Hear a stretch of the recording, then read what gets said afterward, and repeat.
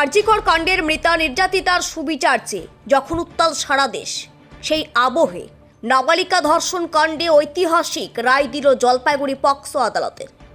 অভিযুক্ত যুবকের 25 বছরের সশ্রম কারাদণ্ডের নির্দেশ, 50,000 টাকা জরিমানা অনাদায়ের আরও 1 বছরের কারাদণ্ড। পাশাপাশি নির্যাতিতা নাবালিকাকে 4 লক্ষ টাকা ক্ষতিপূরণ দেওয়ার নির্দেশ আদালতের।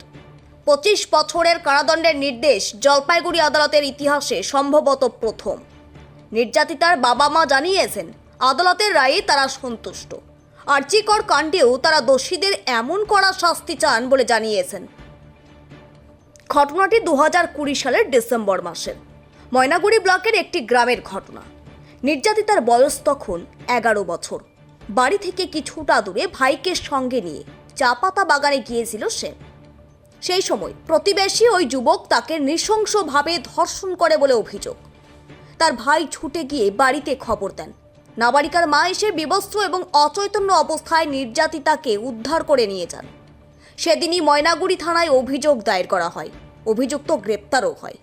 অভিযোগ মামলা তুলে নেওয়ার জন্য চাপ দিয়ে ওই নাবালিকার পরিবারের ওপরও অত্যাচার করা হয় অভিযুক্তর প্রভাবশালী পরিবারের পক্ষ থেকে, যার জেরে ভিটে মাটি বেচে অন্যত্র গিয়ে বসবাস করতে বাধ্য হয় ওই পরিবারটি। যদিও তারা হার মানেনি, আদালতে লড়াই চালিয়ে গেছে, যা প্রায় 3.5 বছর ধরে মামলা চলে।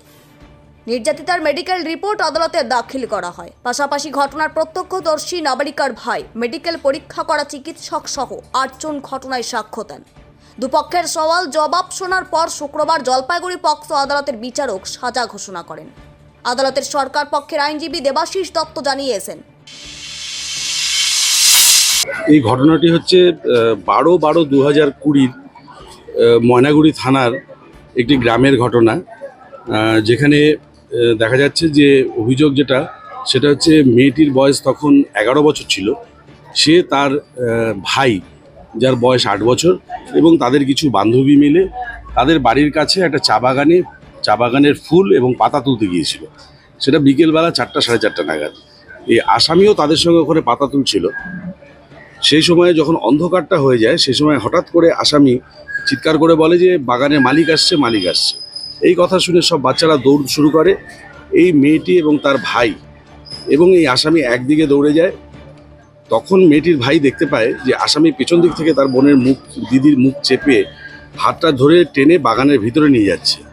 সেই ছেলেটি দৌড়ে বাড়িতে যায়, বা তার বাড়িটা কিছুটা দূরে গিয়ে বাড়িতে গিয়ে মাকে ঘটনাটা জানায়, এবং মা এবং ভাই আবার সেই বাগানে ছুটে আসে। এবং বাগানে ছুটে আসার পরে তারা মেয়েটিকে নাম ধরে ডাকতে থাকে, এবং তারপরে ভাইটা দেখতে পায় যে ছেলেটি সেই বাগান থেকে পালিয়ে যাচ্ছে।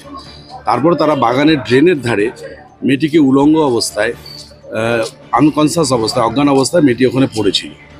মেয়েটিকে তার মা কোলে করে বাড়িতে নিয়ে আসে। বাড়িতে নিয়ে আসার পর মেয়েটিকে শুশ্রূষা করে, কিন্তু মেয়েটি এত ভীত সন্ত্রস্ত ছিল, সেই সময় মেয়েটি কিছু বলতে পারেনি। মেয়েটি তার বাবাকে খবর দেয়, এবং মেয়েটির বাবা বাজারে গিয়েছিল, সে সেখান থেকে ছুটে আসে। আসার পর তারা ময়নাগুড়ি হাসপাতালে মেয়েটিকে নিয়ে যায়। ময়নাগুড়ি হাসপাতালে ডাক্তার দেখার পরে তার বাবা মাকে জানায় যে আপনার মেয়ের সঙ্গে খারাপ কাজ কিছু হয়েছে, আপনারা থানায় অভিযোগ করুন।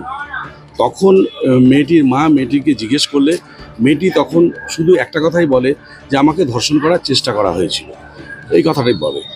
কিন্তু তার প্রাইভেট পার্টসে ব্লিডিং ইনজুরি পাওয়া গেছিল, এবং পরবর্তীকালে তারা ময়নাগুড়ি থানাতে অভিযোগ দায়ের করে। মেয়েটিকে জলপাইগুড়ি হাসপাতালে রেফার করে দেওয়া হয়। জলপাইগুড়ি হাসপাতালে মেয়েটি অ্যাডমিট হয়। এখানে মেয়েটি প্রথম ডিসক্লোজ করে অরিজিনাল ঘটনার কথা তার দিদিমার কাছে। দিদিমাকে সে সমস্ত ঘটনা খুলে বলে, এবং সে দিদিমাকে জানায় যে সেদিনকে রাত্রেবেলা ছেলেটি তার, এবং ডাক্তারও মেডিকেলে যেটা পেয়েছে সেখানে 2 জায়গাতেই তার ইনজুরি পাওয়া গেছে। এই কেসে টোটাল 8 জন সাক্ষী প্রসিকিউশনের পক্ষ থেকে দেওয়া হয়, এবং সেকশন 6 এই কেসটি চার্জ হয়। এবং সমস্ত পক্ষের সাক্ষী শোনার পর উভয় পক্ষের সওয়াল জবাব হওয়ার পরে মহামান্য পক্সো আদালত স্পেশাল কোর্ট মাননীয় ইন্দ্রবার ত্রিপাঠী আজকে এই আসামিকে 25 বছরের সশ্রম কারাদণ্ড, 50,000 টাকা জরিমানা, অনাদায়ে আরও 1 বছর সশ্রম কারাদণ্ড, এবং ভিকটিমকে 4 লক্ষ টাকা কম্পেনসেশন দেওয়ার জন্য ডিস্ট্রিক্ট লিগাল সার্ভিস অথরিটিকে অর্ডার দিয়েছে। তবে অভিযুক্ত পক্ষের আইনজীবী অভিনন্দন চৌধুরী জানিয়েছেন, Definitely, we must go for appeal in the superior court.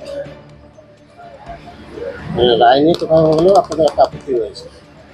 I would not pass any comment about the verdict of the court. Okay. অ্যাপিলে যেতে চলেছে।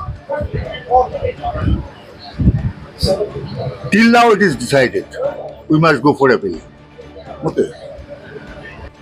আর্যিকর কাণ্ডে মৃতা নির্যাতিতার সুবিচার চেয়ে সরব হয়েছে গোটা দেশ। সেই আবহে এদিন আদালতের তরফে সুবিচার পেল জলপাইগুড়ির ওই নাবালিকা। আদালতের রায়ে সন্তুষ্ট নাবালিকার পরিবারও।